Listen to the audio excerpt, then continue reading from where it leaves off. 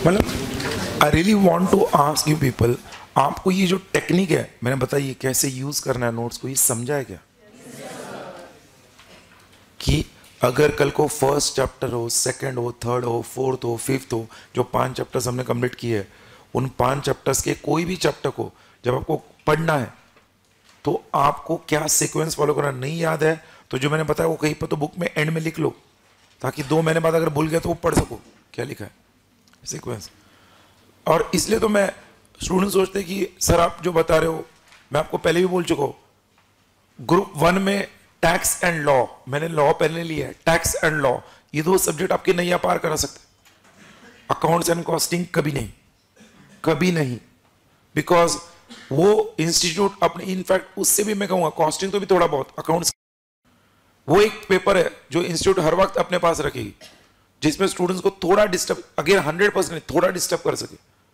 ऐसे कभी नहीं होता है कि 100 मार्क का paper out of the box आता है। पेपर जब सेट होता है तो 50 मार्क का पेपर जो होता है ना, वो guaranteed classroom discussion module institute का, उसके बेस पर होगा अकाउंट्स का 50 मार्क्स का, 25 मार्क्स का थोड़ा सा एक एडवांस्ड लेवल पे होता है, and last 25 difficult level. Students उस आखिरी के 25 मार्क्स की वजह से ज्यादा डिस्टर्ब होते हैं। बट अगर अपने 50 मार्क का जो मॉडल बेस्ड है उसमें अगर अपने 75% 80% लाया, 40 उधर ही आ जाता है, तो बचे हुए 25 में से जो थोड़ा सा सेकंड लेवल का है उसमें से आपने 50% लाया तो 12.5 हो गए, 50 उधर हो गए। फिर बचे हुए 25 में से आपने 5 मार्क भी लाया तो भी 50+ आपको अकाउंट्स में आना डिफिकल्ट नहीं है। जो स्मार्ट स्टूडेंट्स है, जो इंटेलिजेंट स्टूडेंट्स है, जिनको ये अकाउंट्स का एडवांस लेवल का भी क्वेश्चन सॉल्व करते आते हैं, फिर वो 80 के जोन में, 85 के जोन में जाते हैं। बट डजंट मैटर ना, मैं अगेन कह रहा हूं, आपको कौन से सब्जेक्ट को कितना वक्त देना ध्यान रखना है। अगर मैं अगेन कह रहा हूं, अगर आप अकाउंट्स से डरते हो तो आपने अकाउंट्स का क्लासरूम नोट्स एंड मॉड्यूल, उसके बाहर कुछ नहीं करना चाहिए। कल एडवांस अकाउंट्स का जो पेपर हुआ था, I had discussion with member students, again उस स्टूडेंट का 100 मार्क का पेपर टैली हुआ, टैली उन लोगों का टैली 3 घंटे का पेपर, जिस 100 मार्क का पेपर पूरा लिखा टैली हुआ, कुछ स्टूडेंट ने 85 मार्क का लिखा, कुछ 90 मार्क का लिखा, जिनको टाइम नहीं मिला लेंदी के कारण। अकाउंटिंग स्टैंडर्ड्स के क्वेश्चन रिपीट होते हैं, रिपीट। सर ने आपको अकाउंटिंग स्टैंडर्ड्स का बुक दिया होगा, एज इट इज उसमें से क्वेश्चन थे, अर्निंग्स पर शेयर, ईपीएस के जो क्वेश्चन आए थे as it is advance accounts में, कोई चेंज नहीं। Though I am teaching you law, but I make sure that every paper के बाद स्टूडेंट्स के साथ बात करूं कि क्या कैसा था, because that gives a thought कि अगली बार इसको लेकर और क्या इंप्रूवमेंट करना है। ये जो नोट्स भी बनाया ना, वो उसी की बेसिस पर बनाया, ताकि आपको मॉड्यूल एक साइड में क्लासरूम कंटेंट, एक साइड में सारे क्वेश्चंस। स्टूडेंट्स का हर वक्त कंफ्यूजन होता है कि लॉ कहां से पढ़े भाई, और फिर कभी अगर सिर्फ 50 पेजेस में नोट्स है वो सफिशिएंट है क्या? अरे भाई मोर देन सफिशिएंट है। द ओनली पॉइंट इज उसको फिल्टर किया। अभी आपने चार्जेस चैप्टर देखा होगा, वो उतना पूरा रामायण दिया उधर लेफ्ट हैंड साइड में, हमने उसको फिल्टर कर दिया हार्डली हाफ पेज में। ऐसा ही होता है। और इसलिए अभी भी मैं बता रहा हूं, ये जो डिविडेंड चैप्टर हम पढ़ने जा रहे हैं ना, 5 सेक्शंस है, सेक्शन 123 से 127, 5 सेक्शंस। बट इन 5 सेक्शंस को अगर हम थोड़ा सा प्रॉपर ध्यान दें, हम मैक्सिमम 2 घंटे में कंप्लीट कर सकते हैं। बट आज के सेशन में, थोड़ा बहुत कल के सेशन में we can complete. The only point is attention is very important. आपके नोट्स में मीटिंग्स चैप्टर हम एंड में करेंगे, पहले जो छोटे छोटे चैप्टर्स है वो कंप्लीट कर लेते हैं। तो इसमें आप डिविडेंड चैप्टर के अंदर आओगे। डिविडेंड चैप्टर, आप उस डिविडेंड चैप्टर को लेकर अगर देखोगे 57 पेजेस है। कितने पेजेस है? बट उन 57 पेजेस में जो नोट्स है, I will not count the module part, जो क्लासरूम नोट्स है वो क्लासरूम नोट्स 9 पेजेस। जो हमें 123 से 127 में पढ़ना है ना, कितने pages? 8 to 9 pages, that gets over. हमें लगता है 57 पेजेस है। 57 क्यों है? मैंने सीए, सुन लो, ये भी बता रहा हूं आपको, ये जो डिविडेंड चैप्टर है, अकाउंट्स चैप्टर है, ऑडिट चैप्टर है, ये सीए इंटर के सिलेबस में मई 2018 से आया है, मई 2018 से। उससे पहले ये सिलेबस में नहीं था। उससे पहले ये सिलेबस में सीए फाइनल में था, सीए फाइनल के ओल्ड सिलेबस में। अब सीए फाइनल के न्यू सिलेबस से ये 3 चैप्टर डिलीट किए गए और ये 3 चैप्टर सीए इंटर में ऐड किए गए। बट सीए फाइनल के ओल्ड सिलेबस के राइट फ्रॉम 1998 से लेकर 2018 तक के सारे questions dividend accounts audit chapter के मैंने यहां पर कवर किए हुए। और मैं आपको बोल रहा हूं ब्लाइंडली बिफोर वी स्टार्ट, जून अभी जो पेपर आया है मई जून का, ये उससे पहले नोट्स बने हुए थे, लास्ट बैच में भी यही दिया था नोट्स। आप ये लेके जाना और जून का पेपर निकालना, अभी का मई जून का सी एंटर का, यू विल ओपन इट, हर क्वेश्चन आपको इसमें मिलेगा as it is. 9 out of 10 questions के तो नंबर्स भी सेम है, नंबर्स तक सेम है, बिकॉज सीए फाइनल के पिछले 20 साल के मतलब 40 अटेम्प्ट के क्वेश्चंस, अकाउंट्स ऑडिट डिविडेंड सब कुछ कवर किया है। आपको इंटर में उससे एडवांस लेवल पूछते नहीं, फाइनल लेवल का थोड़ी इंटर लेवल में इतना एडवांस पूछेंगे, फाइनल लेवल के क्वेश्चंस की प्रैक्टिस कराइए यहाँ पे, और वो क्वेश्चंस के बेस पर ही क्वेश्चंस आए सारे, क्योंकि अकाउंट्स ऑडिट डिविडेंड चैप्टर जो 3 चैप्टर है वो मैंने कहा हार्डली 2 अटेम्प्ट हुए सिलेबस में, 2-3 अटेम्प्ट हुए। Please understand, again I will say the same thing. तो वहां पर जो क्लासरूम नोट्स है उसमें आप देखना फर्स्ट पेज पर points to be studied in this chapter दिया, मैं पहले उस पर ही फोकस करना चाहूंगा। वो जो 5 सेक्शंस है 123 से 127 तक, step by step in 5 sections का हम डिस्कशन करने वाले from this points to be studied. But पहले मैं सिर्फ 123 पर डिस्कशन करूंगा। 123 आप देखना कितना इंपॉर्टेंट है, मैंने उसको पॉइंट्स टू बी स्टडीड से समझता है। If you ask me dividend chapter पर आज तक 50 क्वेश्चंस पूछे फॉर एग्जांपल, तो 35 क्वेश्चंस 123 पर है, 10 क्वेश्चंस 127 पर है, और हार्डली 5 क्वेश्चन बचे हुए चैप्टर, बचे हुए प्रोविजंस पर। तो यू कैन अंडरस्टैंड 123 कितना इंपॉर्टेंट प्रोविजन है। But before we start discussing that, chapter का टाइटल है declaration and payment of dividend. The first term I want you people to know, dividend इस टर्म को आपके हिसाब से आपका नॉलेज क्या है? What is meaning of the word dividend? Anyone? Dividend किसे कहते हैं? एनीवन? जिसको बोलना है please raise your hand up. Dividend इस वर्ड का मीनिंग क्या है?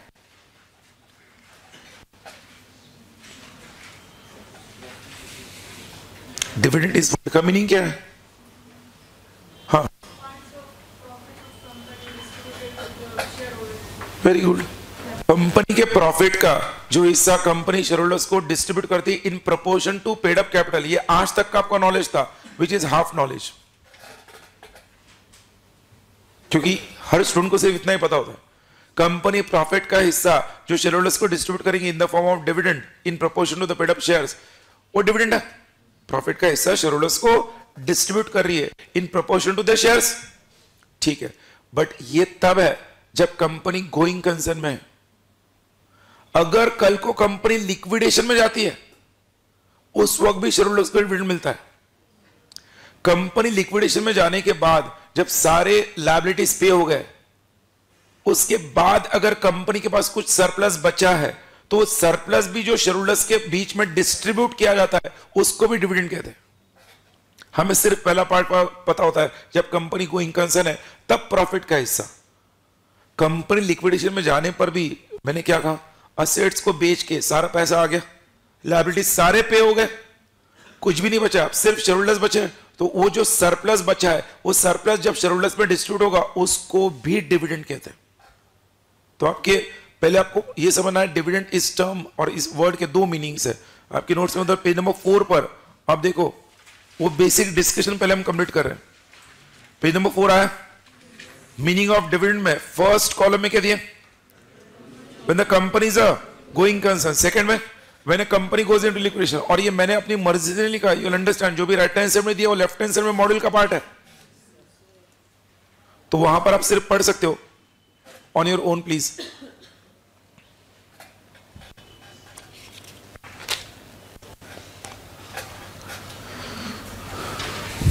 सब लोग हैं?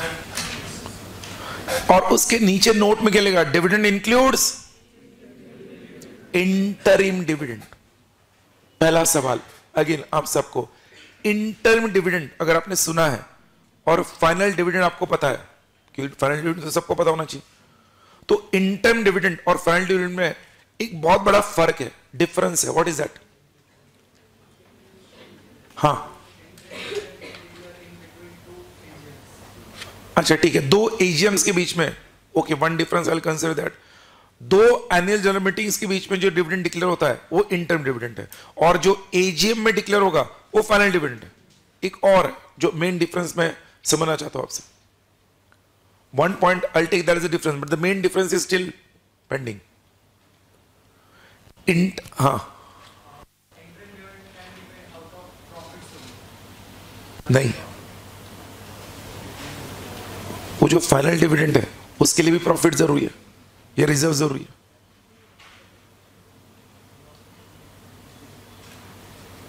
लॉस रहा तो भी इंटरम डिविडेंड डिक्लेयर कर सकते तुम, don't worry, will be studying it.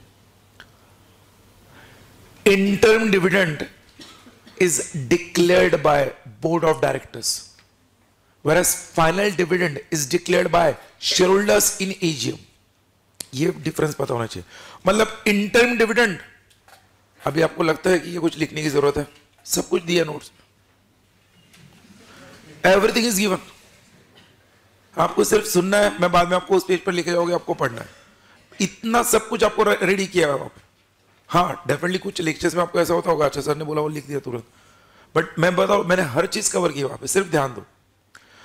What I mean to से, interim dividend board of directors, दो एजीएम्स के बीच में होता ना, एजीएम में फाइनल डिविडेंड आ गया, अगले एजीएम से पहले जब कंपनी के बोर्ड ऑफ डायरेक्टर्स को लगे कि कंपनी के शेयर होल्डर्स को डिविडेंड देना चाहिए, बोर्ड ऑफ डायरेक्टर्स खुद उसे रेकमेंड करेंगे बोर्ड मीटिंग में, और वो खुद ही डिक्लेयर करते हैं इंटरम डिविडेंड. फाइनल डिविडेंड का ऐसा नहीं है, बोर्ड ऑफ डायरेक्टर्स रेकमेंड करता है, बट उसका डिक्लेरेशन शेयर होल्डर्स के मीटिंग में होता है. शेयर होल्डर्स के मीटिंग में फाइनल डिविडेंड डिक्लेयर होता है. तो as per our discussion is concern, interim dividend, final dividend, दो differences. One difference, dividend paid between two AGMs is a interim dividend. Dividend paid in the AGM is a final dividend. Dividend declared by the board of directors is a interim dividend. Dividend declared by the shareholders in AGM is a final dividend. All the provisions of this dividend chapter that we are going to study are automatically applicable to interim dividend also, unless otherwise specified. कुछ provision specifically सिर्फ interim dividend को होंगे तो specify किया होगा, बाकी जितने भी डिविडेंड के प्रोविजंस है वो इंटरम डिविडेंड को एप्लीकेबल है. क्यों? Because dividend includes interim dividend. Dividend includes interim dividend. तो आपके नोट्स में पेज नंबर 6 पर आ जाओ, वो पार्ट आपको वहां पे मिल जाएगा, देख लो, लिखने की जरूरत नहीं है.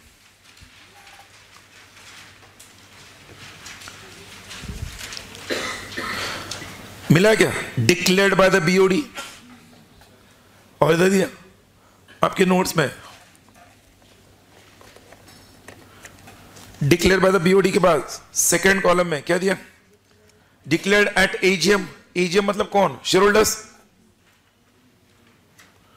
अरे बोलो,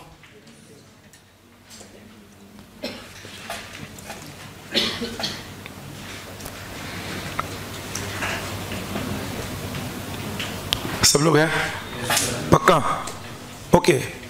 अब डिविडेंड हम किसको देते हैं?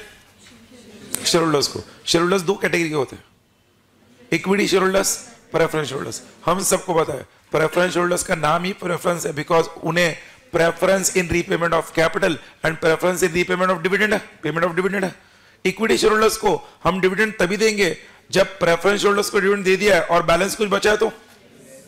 अच्छा, प्रेफरेंस शेयर होल्डर्स दो कैटेगरीज के हैं, one is cumulative preference share holder, one is non cumulative, other is non cumulative.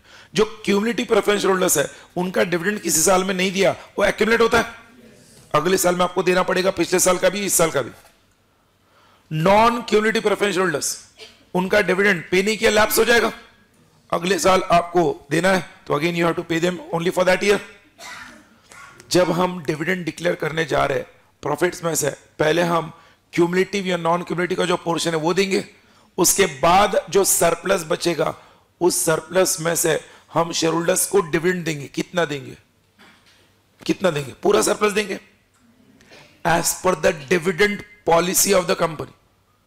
Her company का अपना डिविडेंड पॉलिसी होता है, वो शेयर होल्डर्स को कितना डिविडेंड देना चाहते हैं, तो कंपनी अपने डिविडेंड पॉलिसी के अनुसार शेयर होल्डर्स को डिविडेंड डिक्लेयर करेगी। वो कौन से शेयर होल्डर्स है? Equity share holders. Preference share holders को कोई डिविडेंड पॉलिसी नहीं है, उनको एक फिक्स डिविडेंड देना है। आपके नोट्स में पेज नंबर 8 ये सारा बेसिक डिस्कशन है। क्या दिया पेज नंबर 8 पर heading? Dividend payable on the basis of nature of shares. पहले में क्या दिया? Preference shares. Cumulative preference shares है dividend accumulated unless it is paid in full. Non cumulative preference shares no arrears of dividend in future, वो lapse हो जाएगा। Equity shares underline dividend dependent on the dash and the availability of profits after satisfying the right of preference shareholders। मतलब preference holders का dividend देने के बाद जो बचेगा वही से उनको मिलेगा ना। ये हम सबको पता है। 57 पेजेस से कहने के लिए 8 पेजेस हो गए। ये सुनो, मैं तो सोचो ओ माय गॉड इतना हम कैसे पढ़ेंगे। पहले उस साइकोलॉजी को दिमाग से हटा दो। इनफैक्ट किसी को देखा ना ये बुक, इतना बुक मैंने पढ़ लिया, वो भी शॉक्ड होना चाहिए, इतना कैसे पढ़ लिया। कुछ भी पूछ बोलने का उसे, वो पागल हो जाएगा ऐसे कैसे। ये सीक्रेट सिर्फ अपने पास रखने का। लॉ 400 + 400 800 पेज लाने मेरे, कुछ भी पूछ, है कि नहीं जादू। तो we have discuss this basic part जिसमें हमने देखा डिविडेंड का मीनिंग देखा। हमने डिविडेंड के मीनिंग के बाद हमने देखा इंटरम डिविडेंड और फाइनल डिविडेंड में फर्क क्या है। हमने देखा डिविडेंड किसको मिलता है, इक्विटी शेयर्स को कैसे मिलेगा, प्रेफरेंस शेयर्स को कैसे मिलेगा। ये बेसिक डिस्कशन हो गया। अब इस चैप्टर का डिस्कशन जो हमारा पॉइंट्स टू बी स्टडी था ना, अगेन वहां पे आ जाओ। मैं आपको 123 में इतने जल्दी नहीं लेके जाऊंगा, यहां पे आना है। पॉइंट्स टू बी स्टडीड, इसमें हमारा फर्स्ट पॉइंट क्या है?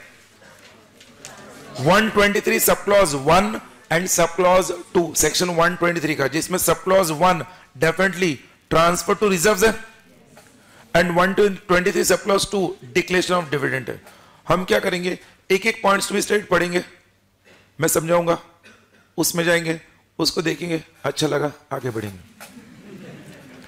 तो पहले ट्रांसफर टू रिजर्व्स का पार्ट देखते हैं। ट्रांसफर टू रिजर्व्स, अच्छा sir transfer to reserves, reserves में ट्रांसफर तो हम प्रॉफिट से करते हैं, सही बात है। रिजर्व्स के अंदर ट्रांसफर कहां से होगा? प्रॉफिट से। तो डिविडेंड चैप्टर में ट्रांसफर टू रिजर्व्स का पार्ट क्यों है?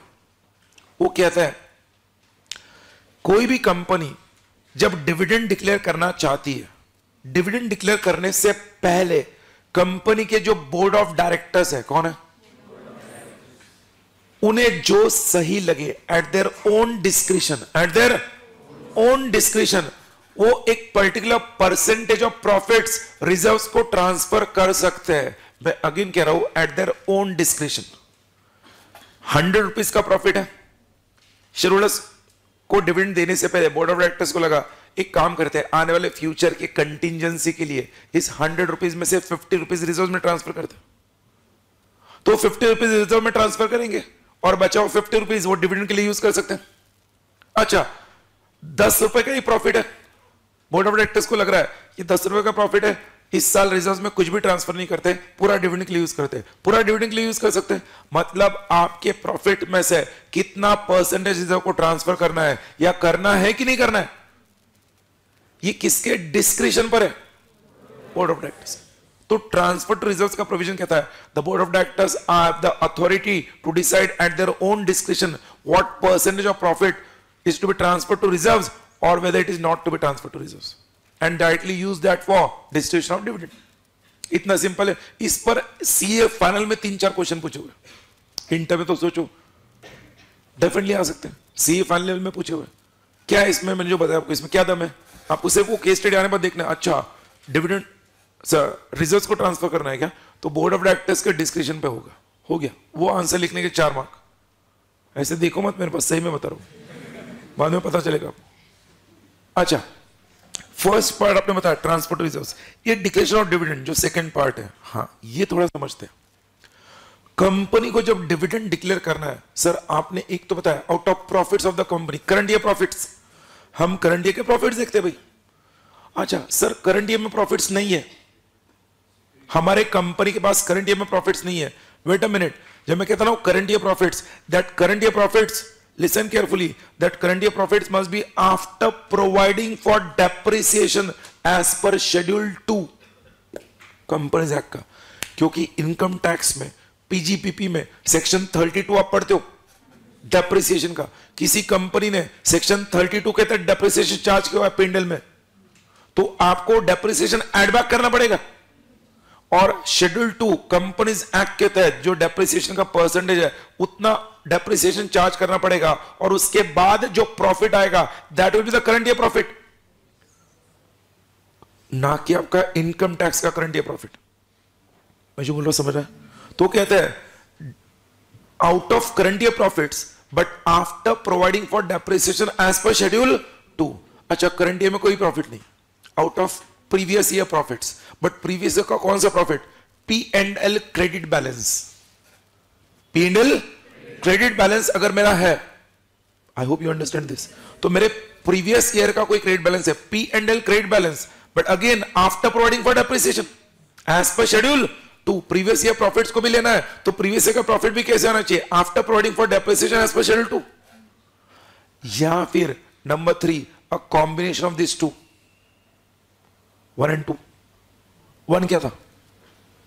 Current year profits, 2 previous year profits. मेरे पास करंट ईयर में प्रॉफिट है but it is not that sufficient, previous year का भी प्रॉफिट है, तो मैंने करंट ईयर प्रॉफिट और प्रीवियस ईयर प्रॉफिट दोनों को यूज कर लिया डिविडेंड के लिए।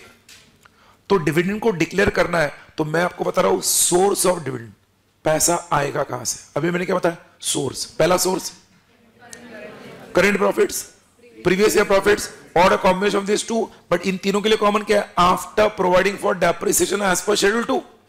अच्छा, ये 3 हो गया। 4th, सर करंट ईयर में भी प्रॉफिट नहीं है, प्रीवियस ईयर में भी प्रॉफिट नहीं है, फिर भी डिविडेंड देना है, चलेगा क्या? दे सकते हैं। Out of accumulated profits, and accumulated profits में सिर्फ एक यूज किया जाएगा, फ्री रिजर्व्स, जो हमने फ्री रिजर्व्स के डेफिनेशन में देखा था chapter number 1, reserves which are available for distribution as dividend to the shareholders. याद है क्या? तो अगर कंपनी, सुन लो, मैं सोर्स ऑफ डिविडेंड बता रहा हूं, current year profits, previous year profits, दोनों का कॉम्बिनेशन अगर ये नहीं है, तो out of accumulated profits, but उस एक्यूमुलेटेड प्रॉफिट्स में सिर्फ क्या आएगा? Free reserves. बट जब हम फ्री रिजर्व से पे करते हैं out of accumulated profits, it is not that easy. इसको लेकर कुछ रूल्स है। क्या है वो? रूल्स में 4 मेन कंडीशंस है, बट मैंने उस 4 को 5 में डिवाइड किया, तो आई can say 4 conditions as per the rules है। 4 कंडीशन जब तक फुलफिल नहीं होते हैं तब तक कंपनी रिजर्व्स में से, फ्री रिजर्व्स में से डिविडेंड डिक्लेयर नहीं कर सकती। तो when we pay the dividend out of free reserves, it is subject to certain conditions prescribed in the rules. अरे बोलो भाई। अच्छा सर, अब इतना जोर दे ही रहे हो तो कंडीशंस क्या है बताई दो। जब मैं फ्री रिजर्व से पैसा विड्रॉ कर रहा हूं डिविडेंड के लिए, तो कंडीशन नंबर 1 वो कहता है, मैं रेट ऑफ डिविडेंड, क्या कहता है? शैल नॉट एक्सीड, मतलब less than equal to average rate of dividend और इमीडिएटली प्रीसीडिंग 3 फाइनेंशियल ईयर। हे भगवान, जब मैं फ्री रिजर्व्स से डिविडेंड डिक्लेयर करने जा रहा हूं तो मुझे एक चीज का ध्यान रखना है, मेरा जो डिविडेंड का परसेंटेज है जो मैं डिक्लेयर करने जा रहा हूं, that dividend percentage shell not exceed average rate of dividend for immediately preceding 3 financial years. Sir हमने ना लास्ट ईयर डिविडेंड दिया था, अच्छा उसके पहले भी दिया था, बट जो 3rd प्रीवियस फाइनेंशियल था उस वक्त डिविडेंड ही नहीं दिया था। अगर किसी कंपनी ने इमीडिएटली प्रीसीडिंग 3 फाइनेंशियल ईयर में से किसी एक साल में भी डिविडेंड नहीं दिया तो ये कंडीशन एप्लीकेबल नहीं होगा उनको। क्या समझे? कुछ समझे कि नहीं? पिछले 3 सालों में से मैंने 2 ही साल डिविडेंड दिया, 1 साल में डिविडेंड दिया ही नहीं, तो आप वो लोगे नहीं एवरेज ऑफ 2 ईयर्स, उस केस में कंडीशन एप्लीकेबल नहीं है। आपने अगर पिछले 3 सालों में अगर डिविडेंड डिक्लेयर किया इमीडिएटली प्रीसीडिंग 3 फाइनेंशियल ईयर्स में, एक साल में मान लो मैंने 16% दिया, एक साल में मान लो मैंने 20% दिया, और एक साल में अगेन 12% दिया, तो इन तीनों को मैं ऐड करूंगा तो 48 हो रहा है, 48 डिवाइड बाय 3, तो मैं इस साल अगर डिविडेंड देना है तो भी कितना दे सकता हूं, 16% से ज्यादा नहीं डिक्लेयर कर सकता हूं आउट ऑफ फ्री रिजर्व से। पहला कंडीशन समझे, जब मैं एक्यूमुलेटेड प्रॉफिट्स को यूज करूंगा तो मेरा एक्यूमुलेटेड प्रॉफिट्स के तहत जो डिविडेंड का परसेंटेज होना चाहिए वो इमीडिएटली प्रीसीडिंग 3 फाइनेंशियल्स का जो एवरेज रेट है उसके ऊपर नहीं जाना चाहिए। नंबर 2, ये भी बड़ा इंटरेस्टिंग है, यू विल अंडरस्टैंड, जो अमाउंट मुझे विड्रॉ करना है, अमाउंट विड्रॉन या टू बी विड्रॉन फ्रॉम, कहां से विड्रॉ कर रहे हैं, कहां से विड्रॉ करेंगे अमाउंट, फ्री रिजर्व में से। वो कहता है it shall not exceed, again less than equal to कहता हूं 1/10 of the paid up share capital plus free reserves. बाप रे, जो फ्री रिजर्व्स का पैसा मैं यूज करना चाहता हूं ना डिविडेंड के लिए, वो कहते हैं किसी भी हालत में मेरा फ्री रिजर्व्स का जो पैसा मैं विड्रॉ कर रहा हूं, मेरा पेड अप शेयर कैपिटल जो है ना कंपनी का, paid up share capital plus free reserves दोनों को ऐड करो, उसका 1/10 मैंने विड्रॉ करना चाहिए, उससे ज्यादा मैं विड्रॉ कर ही नहीं सकता। मेरा फ्री रिजर्व्स है 50 करोड़ और मेरा पेड अप शेयर कैपिटल है मान लो 100 करोड़, तो 100 + 50 कितना हुआ, 150, तो 150 का 1/10, तो मैं फ्री रिजर्व से कितना विड्रॉ कर सकता हूं, मैक्सिमम 15 करोड़, 15 करोड़ से ज्यादा विड्रॉ नहीं कर सकता, ये कंडीशन कहता है। और ये सारे कंडीशंस फुलफिल करने, पहला कंडीशन एवरेज रेट जो पिछले 3 साल का उसके ऊपर नहीं होना चाहिए, अच्छा उसके ऊपर नहीं होना चाहिए, मतलब उसके नीचे हो सकता है। दूसरा कंडीशन कहता है मेरा विड्रॉल 1/10 से ज्यादा नहीं होना चाहिए, मैक्सिमम 1/10 कर सकता हूं मैं। थर्ड कहता है बैलेंस रिजर्व्स जो है, बैलेंस ऑफ रिजर्व्स, क्या आफ्टर विड्रॉल रिजर्व्स को, रिजर्व में से बैलेंस विड्रॉ करने के बाद balance of reserves must be, again हम कहते हैं ग्रेटर देन इक्वल टू, कह रहा हूं 15% of the paid up share capital. मेरे कंपनी का जो पेड अप शेयर कैपिटल है ना, उस पेड अप शेयर कैपिटल का कम से कम 15% मेरा बैलेंस रिजर्व होना जरूरी है। अच्छा, हमारे इस एग्जाम्पल में हमारा रिजर्व 50 करोड़ था, हमने अगर 15 करोड़ विड्रॉ कर दिया तो रिजर्व कितना बचता है, कितना बचता है, 35 करोड़। अच्छा, मेरा paid up share capital 100 crore था, उसका 15% कितना है, 15 करोड़। तो क्या मेरा रिजर्व जो बैलेंस है वो कम से कम 15 करोड़ बच रहा है? यस, यहां पे तो 35 करोड़ बच रहा है।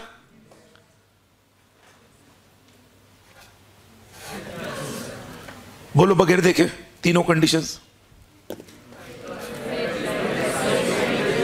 सर ने कहा है आर रेट ऑफ डिविडेंड जो है वो पिछले इमीडिएटली प्रीसीडिंग 3 फाइनेंशियल्स का जो एवरेज रेट ऑफ डिविडेंड है उससे ज्यादा नहीं होना चाहिए जब हम फ्री रिजर्व से दे रहे।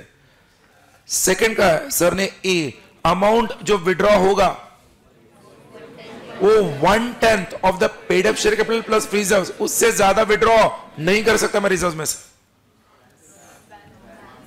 रब ने बना दी जोड़ी। बैलेंस जो कहता है ना, बैलेंस जो है बैलेंस वो क्या कहता है, 15% of the paid up share capital से कम आपका बैलेंस रिजर्व्स का होना नहीं चाहिए, 15% कम से कम होना चाहिए। अगर ये तीनों कंडीशंस फुलफिल हुए हैं वी कैन से ओके आपकी कंपनी डिविडेंड देने की पोजीशन में है आउट ऑफ फ्री रिजर्व्स। फिर सर फोर्थ कंडीशन क्या है? फोर्थ कंडीशन कहता है जब आपने इस तरह से पैसा विड्रॉ कर लिया, तीनों कंडीशन फुलफिल हो रहे हैं, तो जो भी पैसा विड्रॉ हुआ है करंट ईयर में देना है ना, मैं कोई भी जो भी पैसा विड्रॉ हुआ है उस पैसों को विड्रॉ करने के बाद अमाउंट विड्रॉन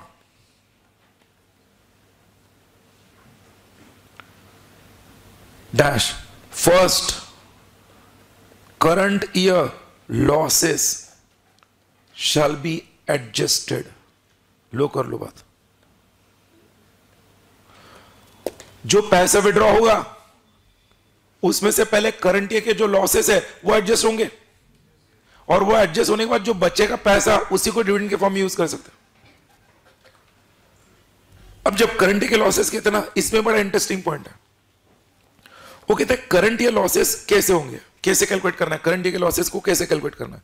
तो इसलिए मैंने कंडीशन नंबर 5 वहां पे ऐड की हुई है, हालांकि उन्होंने वो नोट में कहीं तो अलग से दिया है। करंट ईयर के लॉसेस को कैलकुलेट करने के लिए वो कहता है आपका प्रीवियस ईयर का कोई एक्यूमुलेटेड डेप्रिसिएशन है या प्रीवियस ईयर का कोई एक्यूमुलेटेड लॉसेस है, वो आप करंट ईयर लॉसेस से लेस करोगे। भाई लेस करोगे मतलब करंट ईयर लॉसेस में ऐड होगा वो।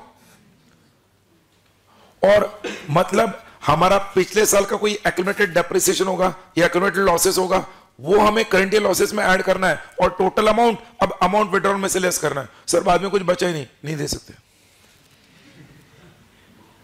समझा क्या? मतलब आपकी इच्छा थी फ्री रिजर्व से देने की, दो ना, कोई दिक्कत नहीं, कंडीशन फुलफिल करो। कंडीशन नंबर 4 कहता है जब भी आप पैसा विड्रॉ कर लोगे ना, इस तरह से पहले तीनों कंडीशन फुलफिल करके सेकंड और थर्ड के तहत पैसा विड्रॉ कर दिया, तो पैसा विड्रॉ करने के बाद पहले करंट ईयर के लॉसेस लेस करना है। अच्छा करंट ईयर का ही करना है ना, ठीक है ना, करंट ईयर का कर सकते हैं। वो कहते हैं करंट ईयर का करते हो, करंट ईयर का लॉस कैसे कैलकुलेट करना है वो देखो।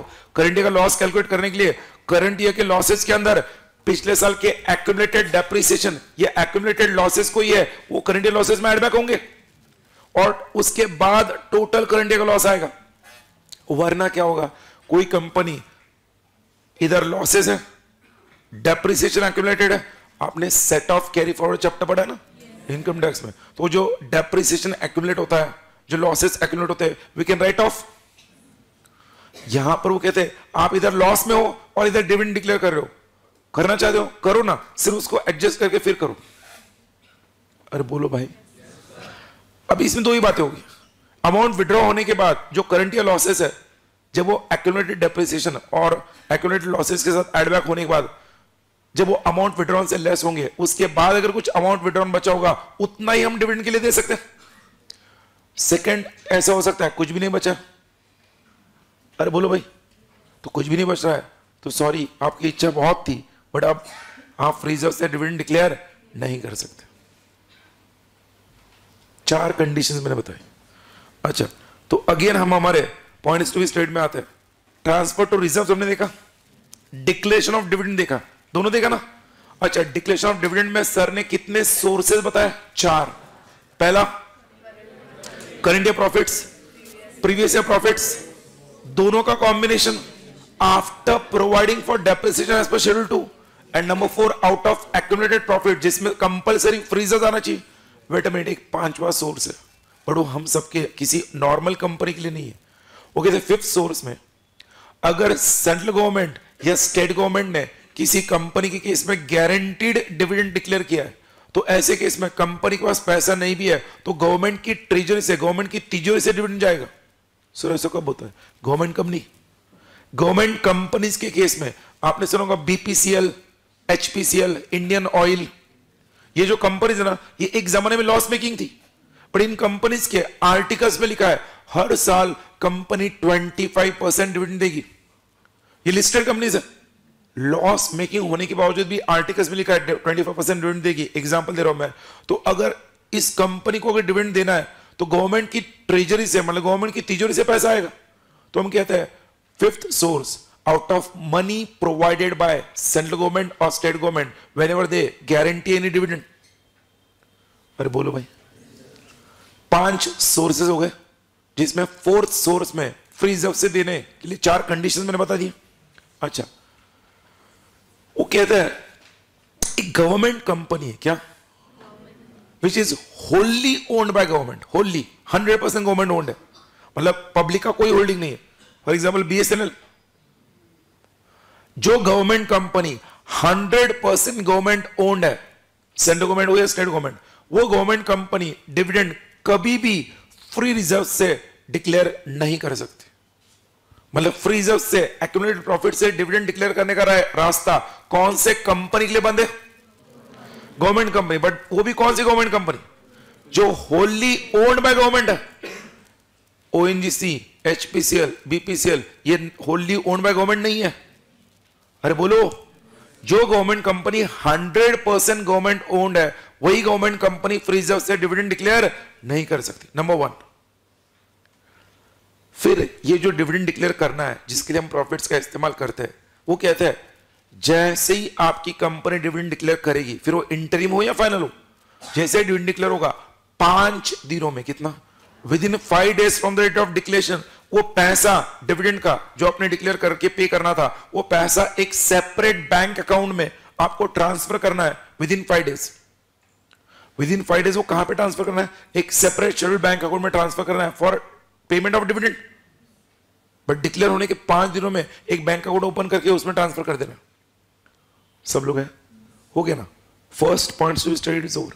और अब देखना, जो 9 पॉइंट्स टू बी स्टडीड है उसमें से 5 तक तो 1 to 5 तक तो 123 है।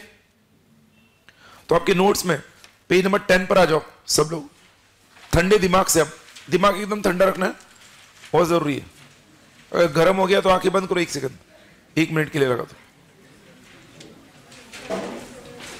क्या लिखा है उधर? Provisions regarding declaration of dividend. उसमें आई रिक्वेस्ट यू ऑल, उधर लिखना 123 सब क्लॉज 1, इधर 123 सब clause 2, and request you all read that page number 10 का discussion on your own. Underline, क्योंकि घर में बाद में आपको ही पढ़ना है। कोई पॉइंट नहीं समझा पूछो मुझे। पेज नंबर 10 मैंने सब कुछ डिस्कस कर लिया वहां पे।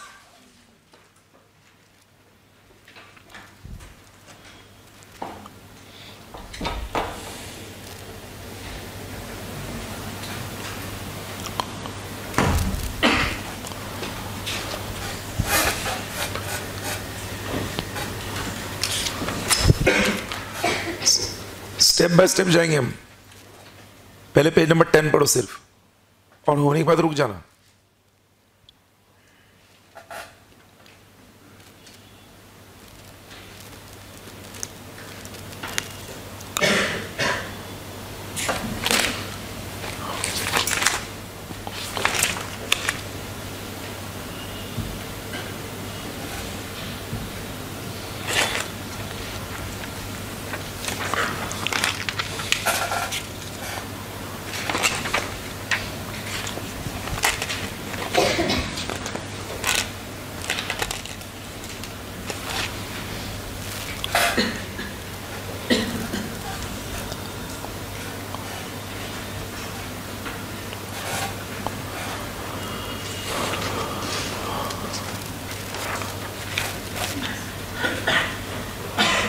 पढ़ा है सबने? पक्का? क्या आपको लगता है 123 सब क्लॉज 1 एंड सब क्लॉज 2 का जितना डिस्कशन वहां पर दिया है वो हमने कर लिया? पक्का? अरे बोलो भाई। तो सोर्सेस सबको समझे? नेक्स्ट पेज पर आओ, पेज नंबर 12 पर। 11 पे तो क्लासरूम आईसीआर मॉड्यूल है। पेज नंबर 12 पर क्या दिया? Declaration of dividend out of accumulated profits. Bracket में क्या लिखोगे? Free reserves. वो एक्यूमुलेटेड प्रॉफिट्स कंपलसरी कौन सा होना चाहिए? Free reserves. और वहां पे भले ही 5 कंडीशन लिख रही है, बट जैसे मैंने कहा कंडीशन ऑफ 5 ये 4 पर डिपेंडेंट है। So technically speaking there are 4 conditions only. Read that one by one. पहला कंडीशन क्या दिया? मेरे साथ पढ़ो। जो रेट ऑफ डिविडेंड है वो average rate of dividend declared in the immediately preceding 3 years financial years से ज्यादा होना नहीं चाहिए। सेकंड, अमाउंट जो विड्रॉ किया है वो किसी मतलब में 1/10 of the paid up share capital reserve से ज्यादा होना नहीं चाहिए। तीसरा, जो बैलेंस रिजर्व्स है विड्रॉ होने के बाद वो कम से कम 15% of the paid up share capital होना चाहिए। अरे बोलो भाई। फोर्थ कंडीशन मेरे साथ पढ़ना स्टार्ट करना हो धीरे धीरे। अमाउंट ड्रॉन शाल फर्स्ट, शाल करना, वो इधर आ गया, शाल फर्स्ट बी यूटिलाइज्ड। क्या दिया है? To set off losses in the financial year in which dividend is declared. मतलब करंट फाइनेंशियल ईयर भाई। वो कैसे देते हैं? In the financial year in which dividend is declared before any dividend in respect of equity shares is declared. अच्छा, तो ये कौन सा है? नीचे दिया है। पॉइंट नंबर 5 पढ़ो। No dividend shall be declared unless carried over previous year losses and depreciation is provided out of current, उधर लिखना years।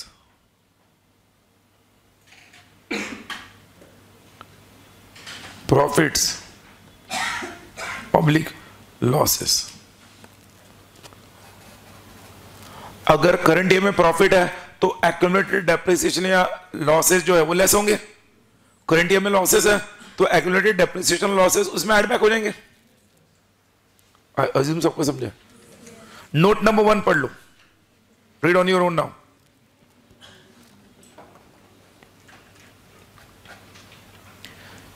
क्या आपको लगता है हमने पढ़ा? ये किसके कंटेक्स्ट में है? कंडीशन नंबर 1 का, जो कंडीशन नंबर 1 है ना ऊपर रेट ऑफ डिविडेंड का, उसके कंटेक्स्ट में ना हो। और ये सुनो, अगर पिछले 3 फाइनेंशियल ईयर्स में किसी एक साल भी डिविडेंड नहीं दिया है तो कंडीशन नंबर 1 एप्लीकेबल नहीं है, तो उस केस में सिर्फ कंडीशन नंबर 2, 3, 4 ही होगा। नोट नंबर 2 पढ़ो, वो भी डिस्कस किया कि नहीं बोलो।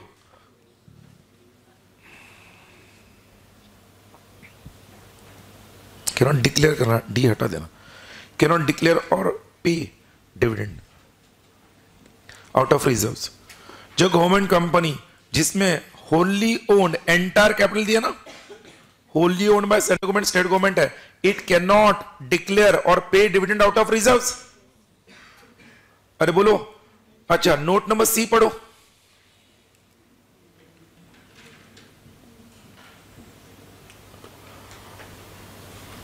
पांच दिनों में सेपरेट शेड्यूल्ड बैंक अकाउंट में ट्रांसफर करना।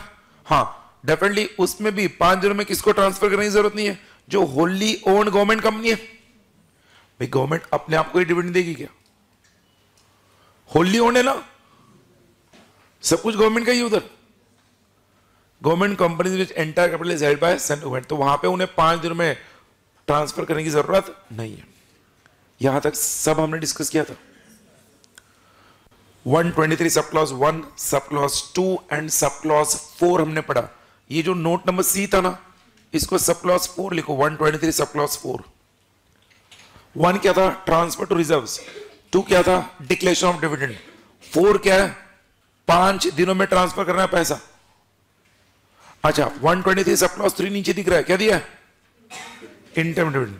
जो किसी का क्वेरी था ना कि इंटरम डिविडेंड लॉस हुआ तो तब भी हम दे सकते, मैंने कहा था अब पता चलेगा। वो कहते इंटरम डिविडेंड कहां से पे करेंगे? मुझे पहले बोलो, इंटरम डिविडेंड कौन डिक्लेयर कर रहा है? कहां से पे करेंगे? हम कहते हैं डिविडेंड इंक्लूड्स इंटरम डिविडेंड, तो definitely number 1 source out of surplus in P&L account, मतलब previous year profits. Surplus in P&L है ना, तो हम कहेंगे क्रेडिट बैलेंस ऑफ P&L, या फिर out of profits of the financial year in which such dividend is to be declared. Market is important. और उसमें जो नीचे 1 और 2 दिया है वो पढ़ लो।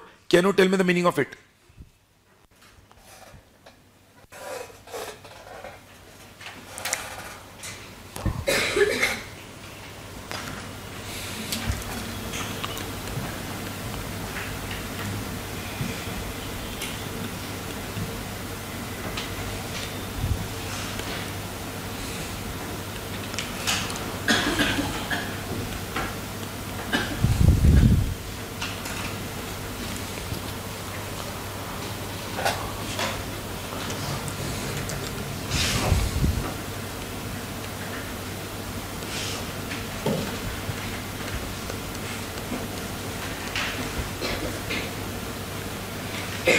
स्क्रीन पर देखना, मैंने उसको लेकर एक एग्जाम्पल क्रिएट किया to help you understand that.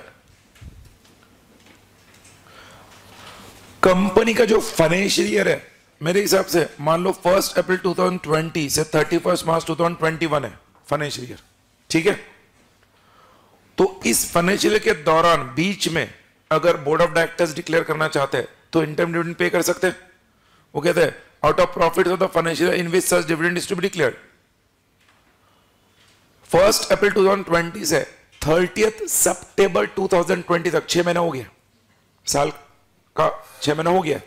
अक्टूबर 2020 में बोर्ड ऑफ डायरेक्टर्स ने देखा पिछले 6 महीने में काफी प्रॉफिट्स है, तब उनको डिविडेंड डिक्लेयर करना है, तो इंटरम डिविडेंड आएगा फर्स्ट कैटेगरी के हिसाब से, any dividend declared by the board of directors during any financial year. ये बिटवीन हुआ ना? अरे बोलो, फर्स्ट समझा ना? ये जो सेकंड है ना, वो अमेंडमेंट है, वो पहले नहीं था। एक और वे में इंटरम डिविडेंड डिक्लेयर होता है। ये जो फाइनेंशियल ईयर है ना हमारा, वो कब एंड हुआ?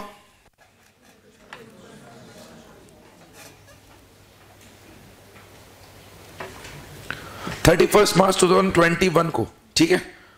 तो 31 मार्च 2021 को एंड होने के बाद हमारा एजीएम तुरंत 1 अप्रैल 2021 को होता है क्या?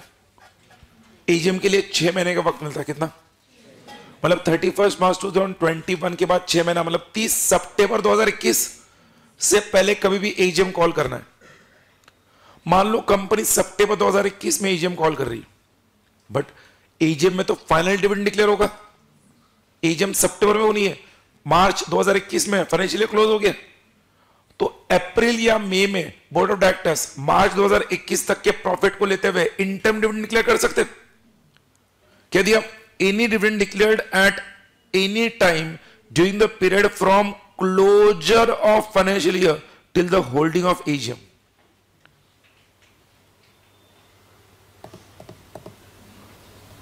अरे भाई, नंबर 1 में और नंबर 2 में फर्क क्या था? नंबर 1 में 1 अप्रैल 2020 से 31 मार्च 2021 के बीच में अगर डिक्लेयर किया तो नंबर 1, 31 मार्च 2021 एंड हो गया। 31 मार्च 2021 एंड होने के बाद जो 1 अप्रैल 2020 से लेकर 31 मार्च 2021 तक का प्रॉफिट था, एजीएम को वक्त है तो फाइनल डिविडेंड तो एजीएम में डिक्लेयर हो सकता है। इस दौरान बोर्ड ऑफ डायरेक्टर चाहे तो इंटरम डिविडेंड डिक्लेयर कर दे। अरे बोलो भाई, इसको भी हम इंटरिम मानेंगे बिकॉज फाइनल डिविडेंड तो कंपलसरी एजीएम में होगा। फिर हो सकता है अगर बोर्ड ऑफ डायरेक्टर्स ने अप्रैल या मई 2021 में जो डिविडेंड दिया इंटरिम वो काफी अच्छा रहा, तो फाइनल डिविडेंड में शेयर होल्डर्स जो भी डिक्लेयर करते हैं ना dividend, interim dividend final dividend से लेस होता है। मान लो बोर्ड ऑफ डायरेक्टर्स ने इंटरिम डिविडेंड डिक्लेयर किया था 50 rupees per share, final dividend declare हो गया 90 रुपीज पर शेयर टोटल साल के प्रॉफिट्स के लिए, तो जो 90 में से 50 दे दिया था अब 40 ही देना। यह आप नियम ध्यान रखो, सब लोग है क्या? पक्का? इंटरम डिविडेंड हम प्रॉफिट्स में से जब देंगे 2 वेज दिए उन्होंने, फर्स्ट और सेकंड सोर्स। सबको क्लियर है? पहला सोर्स क्या था? Previous year profits. Second current year profits. Current year profits उस साल के दौरान या उस साल एंड होने के बाद एजीएम से पहले। थर्ड अगेन उन्होंने जो दिया, out of profit generated in the financial year till the quarter preceding the date of declaration of interim dividend. अब ये क्वार्टर है, क्वार्टर। मैंने पहले सेकंड इसमें एग्जांपल लिया था 6 महीने का, अप्रैल मई जून 3 ही महीना हुआ है। कितना? और जुलाई में बोर्ड ऑफ डायरेक्टर्स को इंटरम डिविडेंड देना है, तो इंटरम डिविडेंड उस केस में वो क्या दिए?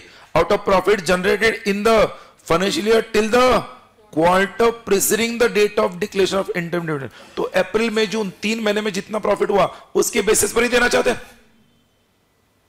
जिस क्वार्टर में हम डिक्लेयर कर रहे हैं जून जुलाई में, उसके प्रीसीडिंग क्वार्टर मतलब अप्रैल में जून दिया ना, preceding the date of declaration of interim dividend till the quarter preceding the date of declaration of interim dividend.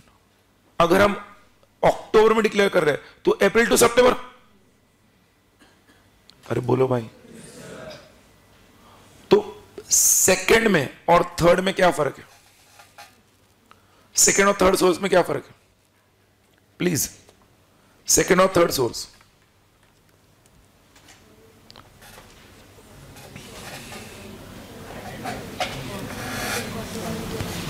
हाँ भाई, सेकंड में वो किसी भी दिन हो सकता है, फाइनेंशियल ईयर के किसी भी दिन हो सकता है, या फाइनेंशियल क्लोज होने के बाद एजीएम से पहले हो सकता है।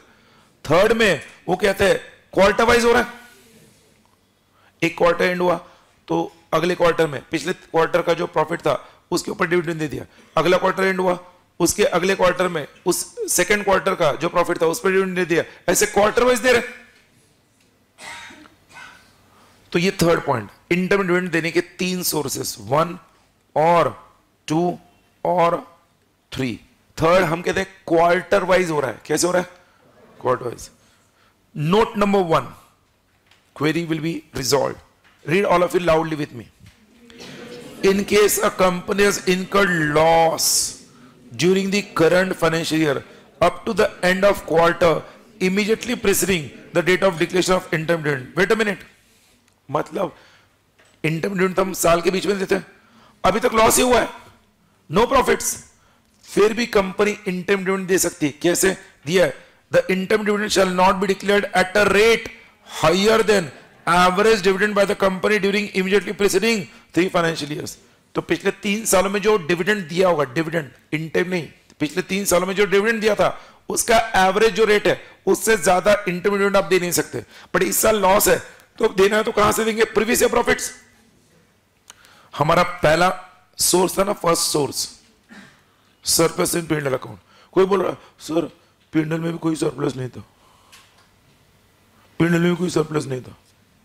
ये सरप्लस इन P&L अकाउंट है। क्या है? Surplus in P&L account. Sir क्या करेंगे?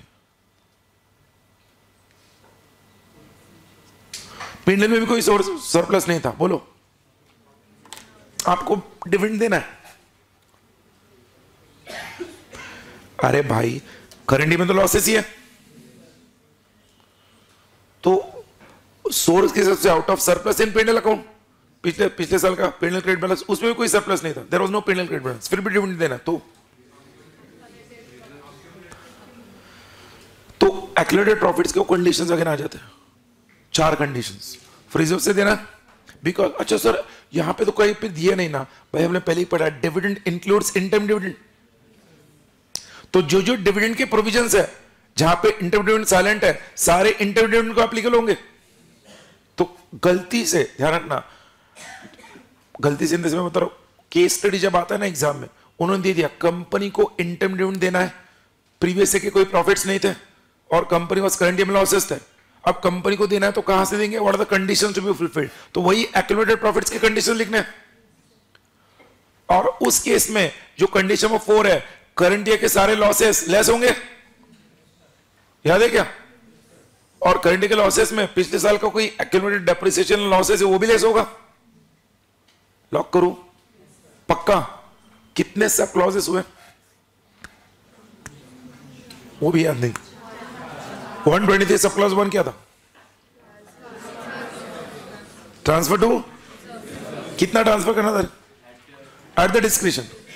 सब clause 2 declaration of dividend out of source. Source कितने थे? 5 कहेंगे हम। Sub clause 3 interim dividend. Source कितने होंगे? 3 + 1। 3 + 1 क्या ना, समझिएगा? 3 + 1। Then 120 sub clause 4 transfer within 5 days to separate scheduled bank account. Sub clause 4 हो गया ना।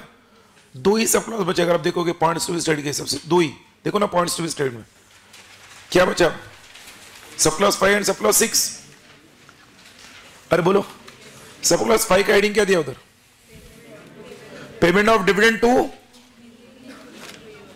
क्या लिखा है? Payment of dividend dash cash और कॉमा पेबल टू निधि का, पेबल टू उसके बाद अगेन कॉमा और फिर बाद में निधि कंपनी।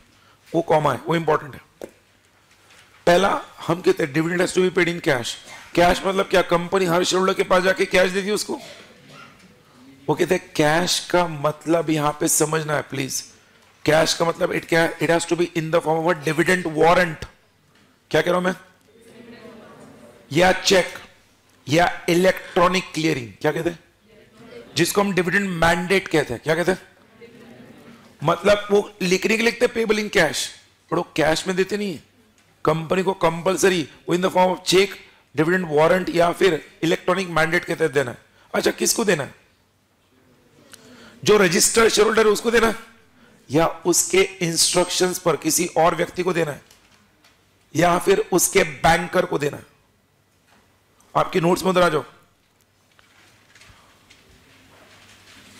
सुन पूछते हैं सर कैसे? पेज नंबर 14 पर। अच्छा, पेज नंबर बताया है ना मैंने। पेज नंबर 14 पर क्या लिखा है? Payment of dividend, payment payable in cash. पढ़ लो। May be paid by cheque or a negotiable, that is negotiable further, warrant not negotiable, electronically dividend mandate. Warrant के फॉर्म में, चेक के फॉर्म में, इलेक्ट्रॉनिक फॉर्म में। Electronic form में जब dividend दिया जाता है उसे कहते हैं डिविडेंड मैंडेट। मतलब ऑटोमेटिकली बैंक अकाउंट में क्रेडिट होता है, कंपनी ट्रांसफर करती है नेट बैंकिंग के through. Nowadays electronic mandate is the most popular method. एक जमाने में वारंट और चेक होता था। अब आप सबने पढ़ा है नॉट निगोशिएबल क्रॉसिंग का मतलब क्या है? वो नॉट निगोशिएबल मतलब नॉट निगोशिएबल क्रॉस होता है वो। निगोशियबल इंस्ट्रूमेंट में पढ़ा, नॉट निगोशियबल क्रॉसिंग मतलब अगर किसी गलत हाथ में चला भी गया, वो एनकैश करता भी है तो वापस वो रख नहीं सकता, has to return back to the true owner.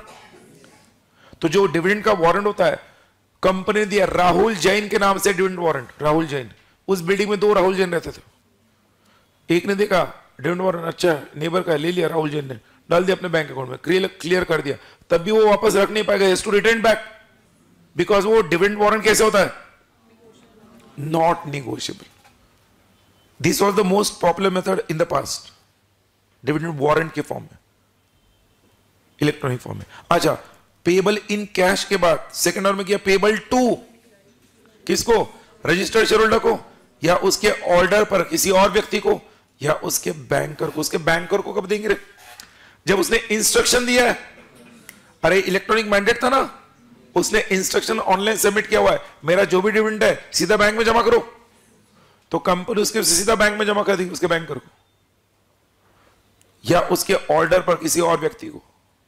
उसने कहा मेरा जो डिविडेंड है, मेरा जो भी है, उस ट्रस्ट को जिसका मैं ट्रस्टी हूं, उस ट्रस्ट को जिसको मुझे डोनेशन देना है, मेरा जितना भी डिविडेंड होगा वो सीधा ट्रस्ट के अकाउंट में जमा करो। तो उसके ऑर्डर पर किसी ट्रस्ट के अकाउंट में जमा हुआ, एक तो उसे खुद, या उसके ऑर्डर पर किसी और को, या उसके बैंक अकाउंट में डायरेक्टली।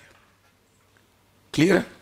अच्छा, अगर कंपनी ने ऐसा डिविडेंड नहीं दिया, मतलब कौन से कंपनी को इस तरह से डिविडेंड देने की जरूरत नहीं, एक्सेप्शन में दिया Nidhi company. Request you read that on your own, tell me the meaning of it.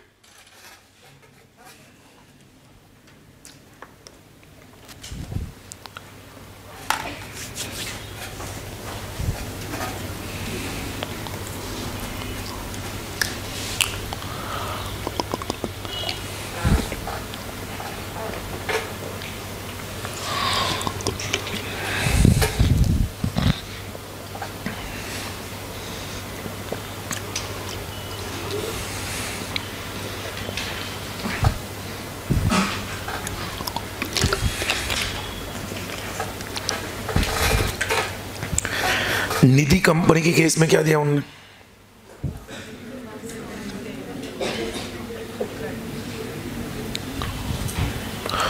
Dividend declare करने के बाद वो निधि कंपनी का मेंबर डिविडेंड लेने नहीं आया। निधि कंपनी के मेंबर को निधि कंपनी जाके देती नहीं है भैया। निधि कंपनी का मोटिव है टू कल्टिवेट सेविंग्स, तो खुद सेव करेंगे, डिविडेंड भेजने का खर्चा थोड़ी करेंगे, मेंबर को जाके लाना है। मेंबर अगर डिविडेंड लेने नहीं आया तो कंपनी खुद उसके बैंक अकाउंट में क्रेडिट कर देगी 30 डेज के बाद, दिया ना। If not claim within 30 days from the date of declaration of dividend may be paid by crediting to the bank account of that member directly. Nidhi company का motive है cultivate the habit of cost savings and cost cutting, तो ये खर्चा कम करो भाई। Clear है? बाकी companies के केस में यू हैव टू पे, इनके केस में कंपनी को देने की जरूरत नहीं, मेंबर को खुद जाके रिसीव करना है, कंपनी में जाके चेक वारंट जो भी रहेगा वो। अच्छा, नोट नंबर 1 क्या दिया, इसका जस्टिफिकेशन क्या होता है। एक बार डिविडेंड डिक्लेयर किया वो कंपनी का डेब्ट बन जाता है, कंपनी चाहे तो भी उसे विड्रॉ नहीं कर सकती। क्यों भाई? बिकॉज डिविडेंड डिक्लेयर करने के बाद 5 दिनों में सेपरेट शेड्यूल्ड बैंक अकाउंट में पैसा ट्रांसफर करना है। तो एक बार वो पैसा ट्रांसफर हो गया, वो पैसा सिर्फ डिविडेंड के पेमेंट के लिए यूज हो सकता है, किसी और पर्पस के लिए यूज हो नहीं सकता। हाँ, बट इसमें एक पॉइंट है, समझना, हम आगे देखेंगे वो पॉइंट। अगर कंपनी के पास प्रॉपर सोर्स नहीं है, क्या है महेश, कोणाचा विचार करतोस, आता कोण आहे?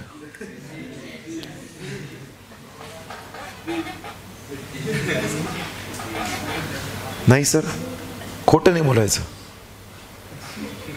लक्ष नव्हतं तुझं। काय प्रॉपर, तुझं प्रॉपर सोर्स काय?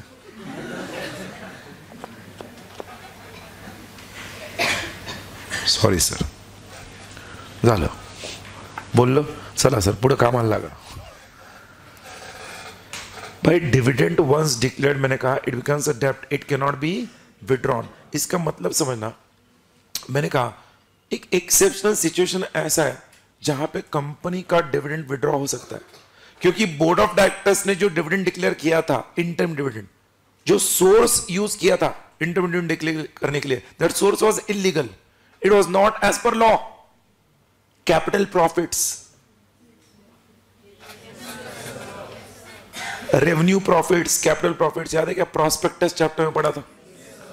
अगर ये पता चला कि बोर्ड ऑफ डायरेक्टर्स ने जो डिविडेंड डिक्लेयर किया है it is not out of the proper source, it is out of capital profits, तो भैया dividend once declared becomes a डेब्ट, ठीक है, बट उस केस में वो डिविडेंड विड्रॉ हो जाएगा because it is a illegal way.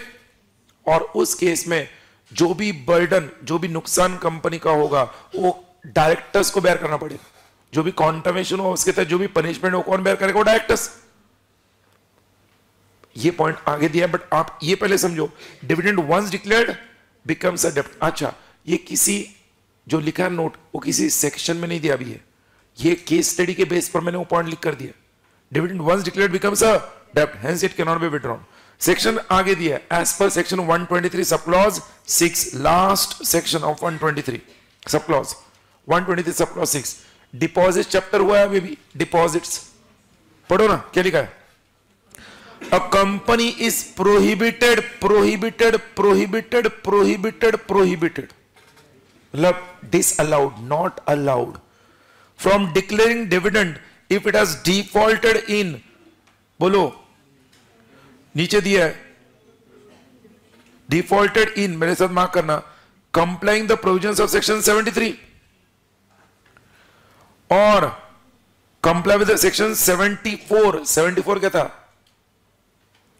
Companies commencement act 2014 के पहले का, 1 अप्रैल 2014 के पहले का डिपॉजिट था. तो comply with the provision section 73 और repayment of deposits accepted before the commencement of this act दिया ना. So long as the failure और default continues, so long as the failure और डिफॉल्ट कंटिन्यूज. अच्छा, इस केस में कोई कूलिंग पीरियड नहीं है, 5 साल 3 साल. इस एक पॉइंट पर मैंने कहा 123 पर काफी क्वेश्चंस आते हैं. इस इतने से पार्ट पर 7-8 क्वेश्चंस मिलेंगे आपको, 7-8 डिफरेंट डिफरेंट वर्टिज नेम से, बट आंसर्स आपका सेम रहेगा. कैसे? सुन लो प्लीज. अगर कंपनी ने डिपॉजिटर्स को डिफॉल्ट किया, वो कहते हैं कंपनी डिविडेंड डिक्लेयर नहीं कर सकते. पहले डिपॉजिटर्स को रीपे करो, उनका इंटरेस्ट प्रिंसिपल जो होगा वो दे दो, वो देने के बाद डिक्लेयर कर दो, उसमें कूलिंग पीरियड नहीं है. अच्छा, मेरी कंपनी डिविडेंड देना चाहती है, दिख रहा है डिपॉजिटर्स का default, wait a minute, prohibited, you can not declare. पहले उनको रिपे कर दो, उनको रिपे कर दिया उस दिन ना, so long as the failure और डिफॉल्ट कंटिन्यू, मतलब जिस दिन फेलियर और डिफॉल्ट को गुड कर दिया उसके बाद डिक्लेयर हो सकता है. अरे बोलो, वो जो note number 3 already we have discussed, extra वहां पर अगेन दिया है वो इंटरम डिविडेंड का, you just read on your own, already we have discussed that. Interim dividend में हमने देखा था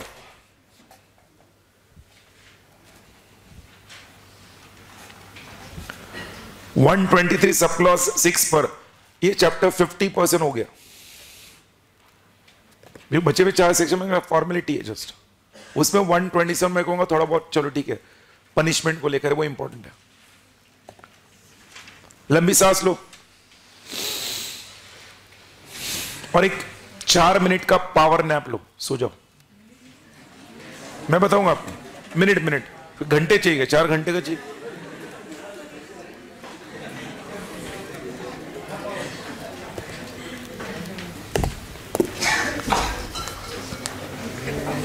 मैं जब कहूं उठो तो उठ जाना, इतना भी वो सोना कि बाद में आवाज ही ना पहुंचे.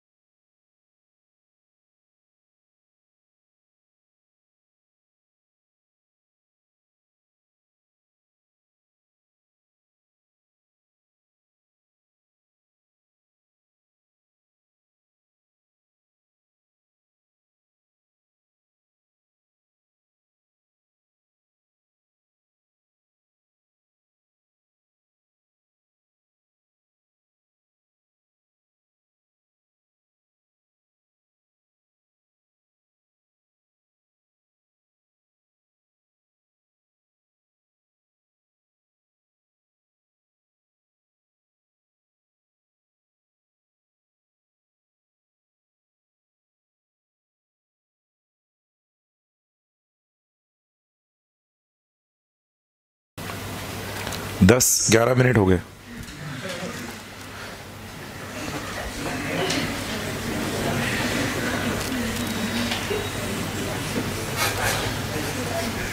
बस एक ही सेक्शन डिस्कस करना है अभी, we are not going to discuss remaining. 124 discuss करना है सर। बट यस, जब हम डिविडेंड चैप्टर के वो जो सेक्शन 123 का जिसका भी पार्ट हमने कंप्लीट किया था, मैं अगेन कहूंगा उसके जो 6 सब क्लॉजेस है उसके तहत वो याद रखो। 123 सब क्लॉज 1 क्या था? Transfer to reserves. 123 सब क्लॉज 2 क्या था? Declaration of dividend. 123 sub clause 3 क्या है? Interim dividend. 123 सब क्लॉज 4 क्या है? आपके 5 दिनों में सेपरेट शेड्यूल बैंक अकाउंट में पैसा ट्रांसफर करना। 123 सब क्लॉज 5 क्या है? Payment of dividend. वो कैश में देना है, किसको देना है? और Nidhi company is an exception. And 123 सब क्लॉज 6 क्या है? Prohibition of payment of dividend. जो prohibition of payment of dividend था वो पार्ट सबको समझे, जिसमें हमने क्या देखा? अगर डिपॉजिटर्स को रीपे नहीं किया है या उनका इंटरेस्ट नहीं दिया है तो कंपनी डिविडेंड डिक्लेयर नहीं कर सकती। अगर करना है डिविडेंड डिक्लेयर तो क्या करना है? पहले उनको पे करना है, उसके बाद डिविडेंड डिक्लेयर कर सकती है। मैं ये जब डिस्कस कर रहा हूं, अज्यूम ये सबको पता है, section 8 company is also prohibited from declaring any dividend. अगर कल को कोई क्वेश्चन आता है, short note on prohibition of declaration of dividend, क्या है? तो आपको 2 बातें लिखनी है, सिर्फ सेक्शन 8 कंपनी के लिए लिखना है। शॉर्ट नोट किस पर है? Prohibition on declaration of dividend. तो आपको कहना है a company which has failed to comply with the provisions of deposits chapter in repayment of deposits or interest thereon, number 1, and number 2, a section 8 company, both these companies are prohibited from declaring dividend. पक्का? 123 1 से लेकर सब clause 6 तक 1 घंटा मैंने वही point discuss किया। Since we started dividend chapter, I have discussed only one section, 123 1 से सब क्लॉज 6। ओके, सीक्वेंस 123 सब क्लॉज 6 में सुनो, हमने एक पॉइंट इसमें पढ़ा है, डिविडेंड डिक्लेयर होने के बाद 5 दिनों में सेपरेट शेड्यूल अकाउंट में ट्रांसफर करना और डिविडेंड को पे कितने दिनों में करना है? 30 डेज। वो 123 सब क्लॉज 5 में देखा था, 30 डेज में देना ना। प्लीज लिसन नाउ, 30 दिन हो गए, कंपनी ने डिविडेंड डिक्लेयर किया था, 30 दिन हो गए, कंपनी ने डिविडेंड पे नहीं किया। कंपनी 30 डेज में डिविडेंड पे डिक्लेयर हो गया, बट 30 डेज हो चुके, डिविडेंड पे नहीं हुआ है। या फिर कंपनी ने डिविडेंड भेजा था, वारंट, डिविडेंड वारंट, किसी शेयर होल्डर ने उसे क्लेम ही नहीं किया अभी तक, क्योंकि डिविडेंड का वारंट जमा करना पड़ेगा बैंक में, उसने डिपॉजिट ही नहीं किया। कब होगा ये सेकंड सिचुएशन? वो शेयर होल्डर जो था, जिसको डिविडेंड का चेक या वारंट मिला था, उसका एक तो डेथ हो गया है, या उसका एड्रेस चेंज हो गया है, पुराने एड्रेस पर आया है, वो अनक्लेम्ड रहा। वो कहते हैं डिविडेंड डिक्लेयर करने के बाद 30 डेज में अगर डिविडेंड पे नहीं हुआ या उसे क्लेम नहीं किया गया तो उसके अगले 7 डेज में, कितने?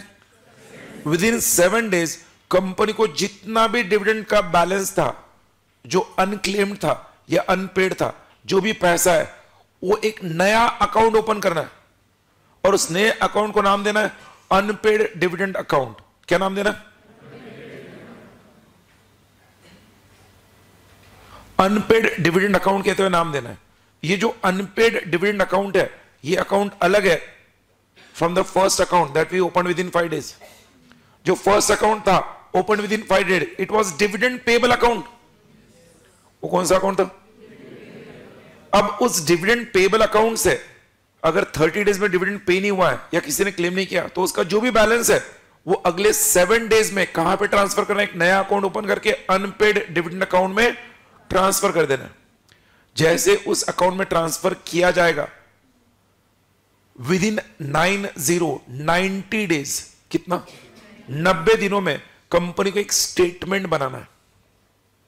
वो कौन लोग है जिन्होंने क्लेम नहीं किया है उनका नेम, एड्रेस, डिटेल्स, कितना अमाउंट, ये सारा स्टेटमेंट जो कंपनी बनाएगी उन लोगों का, उन स्टेटमेंट को कंपनी अपने वेबसाइट पर पब्लिश करेगी और गवर्नमेंट ऑथराइज्ड वेबसाइट होगी वहां पे पब्लिश करेगी, गवर्नमेंट के वेबसाइट पे। और उन लोगों को एक तरह का मैसेज होगा कि आपका ये डिविडेंड अभी तक क्लेम नहीं हुआ है। कंपनी ने उस अनपेड डिविडेंड अकाउंट में ट्रांसफर करने के बाद कितने दिनों में स्टेटमेंट बनाना है? 90 डेज में स्टेटमेंट बनाकर पब्लिश करना है वेबसाइट पर। बट उस अनपेड डिविडेंड अकाउंट में कहां तक पैसा रहेगा? 7 ईयर्स तक, 7 साल तक पैसा डिविडेंड का उसी अकाउंट में रहेगा, अनपेड डिविडेंड अकाउंट में। जब वो स्टेटमेंट पब्लिश हुआ ना, कोई भी शेयर होल्डर जिसका क्लेम है वो उन 7 सालों में कभी भी जाकर कंपनी को अपना क्लेम बताकर उस अनपेड डिविडेंड अकाउंट से अपना डिविडेंड ले सकता है। ये तो तब होगा जब कंपनी ने 30 डेज के बाद अगले 7 दिनों में वो ट्रांसफर किया। कुछ कंपनीज ये भी होती नहीं करती ट्रांसफर। वो कहते हैं अगर किसी कंपनी ने 30 डेज के बाद अगले 7 डेज में ट्रांसफर नहीं किया पैसा, तो अब पैसा ट्रांसफर ना होने के कारण जब तक आप ट्रांसफर नहीं कर रहे हो आपको उस पूरे अमाउंट पर 12%, कितना? 12% पर एनम इंटरेस्ट भी देना है। अब सिर्फ डिविडेंड नहीं है, वो डिविडेंड आपका इंटरेस्ट भी पे करना है उसके ऊपर। मतलब ट्रांसफर करना कंपनी के लिए फायदेमंद होता है। तो कंपनी सोचा नहीं करते ट्रांसफर, यूज करते बिजनेस में, करो 12% इंटरेस्ट भी दो उस डिविडेंड के अमाउंट पर। मतलब जो शेयर होल्डर डिविडेंड क्लेम नहीं करेगा कल को उसके इंटरेस्ट के साथ मिलेगा, सोच लो। और इंटरेस्ट भी कितना है? 12% पर एनम। सब लोग हैं। बट अगर कंपनी ने ट्रांसफर कर दिया 7 डेज में, तो अब इंटरेस्ट नहीं मिलेगा। वो स्टेटमेंट बना के वेबसाइट पे पब्लिश करेंगे। 7 ईयर्स तक वक्त मिलता है उस शेयर होल्डर को क्लेम करने के लिए। 7 साल हुए, कुछ गधे तब भी क्लेम नहीं करते, they are busy, some other work, भूल गए, डिजीज हो गया, लीगल को पता ही नहीं, ऐसे काफी कॉम्प्लिकेशंस हो सकते हैं। 7 साल हो गए, डिविडेंड क्लेम ही नहीं हुआ। 7 साल के बाद अब वो जितना भी अनक्लेम्ड डिविडेंड था, उस अनक्लेम्ड डिविडेंड का सारा की सारा पैसा company investor education protection fund में ट्रांसफर करेगी। वेट अ मिनट, सिर्फ अनक्लेम्ड डिविडेंड का पैसा ट्रांसफर नहीं करेगा, उस अनक्लेम्ड डिविडेंड के जो शेयर्स थे वो शेयर्स भी इन्वेस्टर एजुकेशन प्रोटेक्शन फंड का जो डीमैट अकाउंट है आईपीएफ का, उस डीमैट अकाउंट में आईपीएफ के नाम से ट्रांसफर होंगे। मैं जो बोलो समझ रहे? सिर्फ डिविडेंड ट्रांसफर नहीं हुआ, उस डिविडेंड जिस शेयर्स का था वो शेयर्स भी ट्रांसफर हो गए। डरने की बात नहीं है। इसका मतलब ये नहीं कि अब उस क्लेमेंट का राइट चला गया। 7 साल खत्म होने के बाद भी अगर कोई बंदा आता है उसके बाद, तो अब उसे कंपनी के पास नहीं जाना है, उसे गवर्नमेंट के पास जाना है। किसके पास? क्योंकि अब पैसा और शेयर्स उनके पास है। उसे गवर्नमेंट के पास जाके प्रॉपर डॉक्यूमेंटरी एविडेंस देने, प्रूफ देने, सबूत देना है कि वो डिविडेंड उसी का है, वो शेयर्स उसी के हैं। सबूत और प्रूफ देने के बाद गवर्नमेंट उसको उसका डिविडेंड और शेयर्स वापस दे सकती है। अरे बोलो भाई, मतलब the only point is company से डिविडेंड क्लेम करने के लिए उसे 7 ईयर्स का टाइम है। 7 ईयर्स के बाद वो कंपनी से क्लेम नहीं कर सकता, शेयर्स कंपनी से क्लेम नहीं कर सकता, बिकॉज वो आईपीएफ में। तो गवर्नमेंट के पास जाके वहां पर डॉक्यूमेंट्री एविडेंसेस, प्रूफ, कंपनी से सर्टिफिकेट ऑब्टेन करके वहां से ऑब्टेन कर सकता है। सब लोग हैं मेरे साथ? हो गया ना? मतलब ये सीक्वेंस जब हम देखते हैं कि 30 डेज में डिविडेंड पे नहीं हुआ या क्लेम नहीं हुआ, तो अगले 7 दिनों में अनपेड डिविडेंड अकाउंट ट्रांसफर कर दो। नहीं ट्रांसफर किया 12% इंटरेस्ट। अच्छा, अनपेड डिविडेंड अकाउंट के अंदर ट्रांसफर के बाद 90 दिनों में एक स्टेटमेंट बनाना, वेबसाइट पे पब्लिश कर दो ताकि वो क्लेम कर सके अगले 7 सालों में।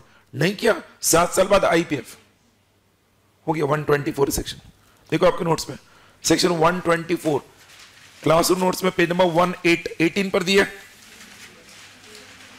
मिला? मेरे साथ पढ़ना स्टार्ट करो सब लोग लाउडली। 124 करो उधर। अच्छा ठीक है, 123 के तहत वो कहते हैं, उधर 124 ऊपर करना सेक्शन, और वो कहते हैं 123 के तहत जब डिक्लेरेशन ऑफ डिविडेंड हुआ है, क्या दिया? 123 के तहत जब डिक्लेरेशन ऑफ डिविडेंड हुआ है, it is to be paid within 30 days of the date of declaration, ये वो कहते हैं। और फिर उसके नीचे dividend is not paid and claimed within 30 days. Please read क्या लिखा है, amount to be transferred within 7 days MCQ from the date of expiry of 30 days. अच्छा, किधर ट्रांसफर करना है वो कहते, if transferred amount to B deposit in a specific account in a scheduled bank by the name unpaid dividend account within 90 days of transfer prepare a statement जिसमें name, last known address, unpaid dividend amount लिखा होगा. Place it on the website of the company और website approved by government. सब लोग है ना. Second arrow, अगर transfer नहीं किया 7 दिनों में, interest at the rate of 12% पर annum from the rate of default. देखो इतना सिस्टमैटिकली वो टेबुलर फॉर्म में दिया ना. वैसे आप लेफ्ट हैंड साइड में देखो ना पेज नंबर 17 पर, वो वैसे नहीं है वहां पे, वो बैरक का लैंग्वेज है, वो पूरा खिचड़ी बना के दिया है. I have just made it in a synchronised manner वो समझने के लिए. यहां पे सब क्लियर ना. First and second arrow. नीचे आ जाओ, क्या लिखा है, any amount which remains unpaid और unclaimed for period of 7 years from the date of transfer to unpaid dividend account shall be transferred to Investor Education Protection Fund along with interest accrued. Also transfer all the shares with respect to which dividend has not been paid or unclaimed for 7 consecutive years or more in the name of Investor Education and Protection Fund. ये जो interest accrued है वो कब आएगा, जब पैसा transfer ही नहीं किया. तो अब 7 साल तक ट्रांसफर नहीं किया है, 7 साल बाद उस पूरे अमाउंट पर अलॉन्ग विथ इंटरेस्ट आपको आईपीएफ में ट्रांसफर करना. एंड उधर था पहले में अमाउंट था, यहां पे ट्रांसफर ऑल द शेयर्स है. सब लोग हैं. Note number 1, any person who has a right to claim dividend from the unpaid dividend account shall apply to the company को अप्लाई करना है. कब, within a period of 7 years from the transfer to unpaid dividend account. Company के पास वो जा सकता है 7 सालों में ही. आगे, any Clement of shares transferred in the name of IPF shall be entitled to claim the transfer of shares on submission of prescribed documents to IPF. और जब आईपीएफ में ट्रांसफर होगा तो वहां से वो जब शेयर्स क्लेम करेगा तो शेयर्स के साथ का जो मिला हुआ बेनिफिट है वो भी मिलेगा. मतलब गवर्नमेंट आपका पैसा तभी आईपीएफ में वहां पे यूज कर सकती है जब कोई क्लेमेंट आता नहीं है, या गवर्नमेंट के पास आईपीएफ में हर बार बैलेंस हो रहा है. कोई भी क्लेमेंट आया, गवर्नमेंट का ड्यूटी उसे पे करना. गवर्नमेंट ये नहीं कह सकती सॉरी हमारे पास आ गया, इतना साल हो गया, गवर्नमेंट के पास कोई साल नहीं. आप चाहो तब जाके प्रूफ दो, पैसा ले लो. In short we can say 7 साल बाद तो गवर्नमेंट की जमानत में सिक्योरिटी में रहता है. अगर किसी कंपनी ने ऊपर दिए 124 के कॉन्ट्रीब्यूशन किए, 30 दिनों बाद अगले 7 दिनों में ट्रांसफर नहीं किया, या 7 सालों बाद गवर्नमेंट के आईपीएफ में ट्रांसफर नहीं किया, कंपनी पर 5 लाख से 25 लाख तक का फाइन है. ऑफिस इन डिफॉल्ट पर 1 लाख से 5 लाख तक का फाइन है. एंड जो मैंने आपको कहा था ना, dividend 1 declare can not B revoked. अब नीचे नोट नंबर 4, 5, 6 एक साथ पढ़ लो सब लोग, रीड ऑन योर ओन.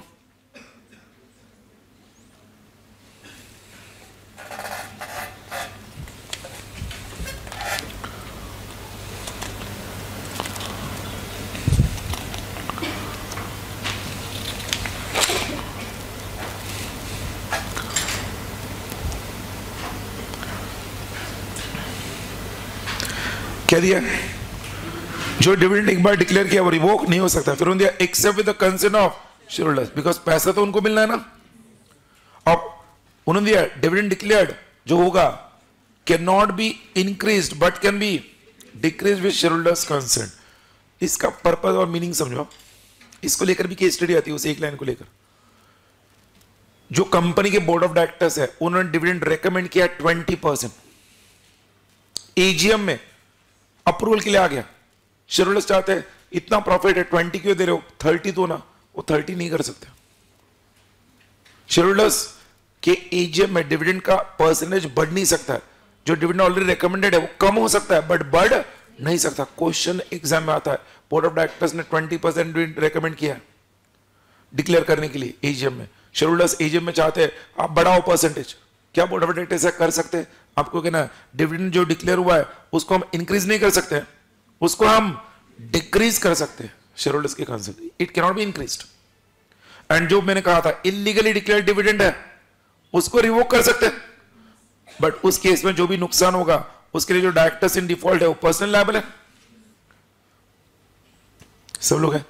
ये कब होगा? अगर इनलीगली डिक्लेयर डिविडेंड है और कुछ पैसा ऑलरेडी पे हो चुका है तो डायरेक्टर्स को खुद बेयर करना है, कंपनी वो लॉस बेयर नहीं करेगी।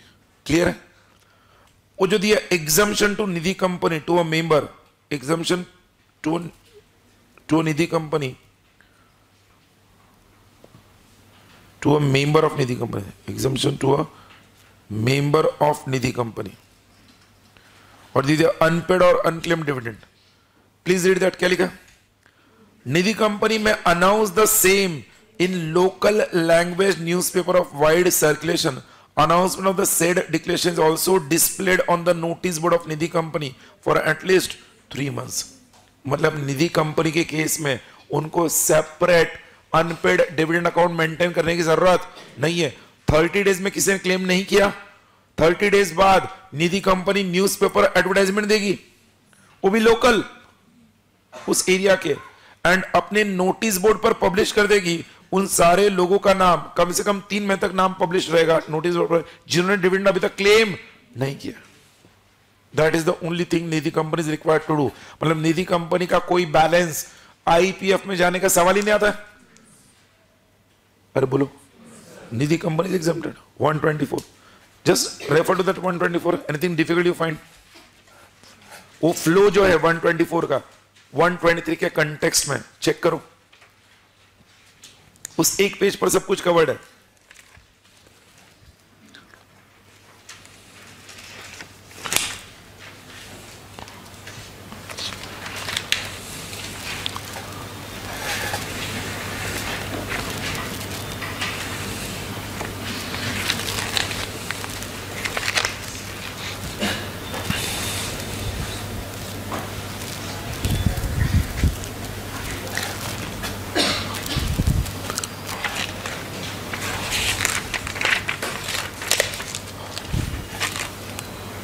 समझा सबको?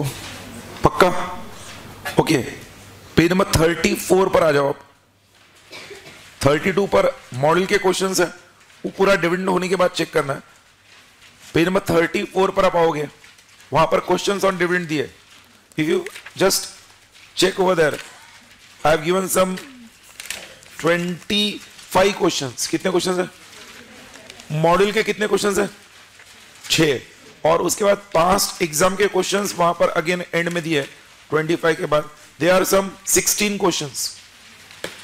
25 प्लस 6 31 प्लस 16 47 क्वेश्चंस। आपको एग्जाम में कितने क्वेश्चंस आने वाले? 2 मैक्सिमम, 2 क्वेश्चंस मैक्सिमम। अब ये जो क्वेश्चंस है, क्वेश्चन पेज नंबर 34 से, इफ यू जस्ट सी, तो ये सारे क्वेश्चंस कहां से स्टार्ट होते हैं? पेज नंबर 31 से। ऐसे 31 से लेके 57 तक तो क्वेश्चन ही, 57 पेजेस में से 27 पेज तो क्वेश्चन ही है। अरे सुनो, और जो 27 पेज कम करेंगे 30 पेजेस में से जो क्लासरूम आईसीआई मटेरियल है वो 17-18 पेज ले लो। मतलब एक्चुअल 5 सेक्शन 10-12 पेज का है।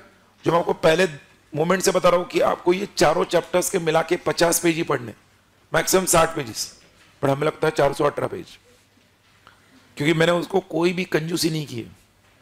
उधर प्रॉपर हर जगह जगह छोड़ा है, फिल्टरिंग दिया, क्वेश्चन के साथ आंसर भी दिया है।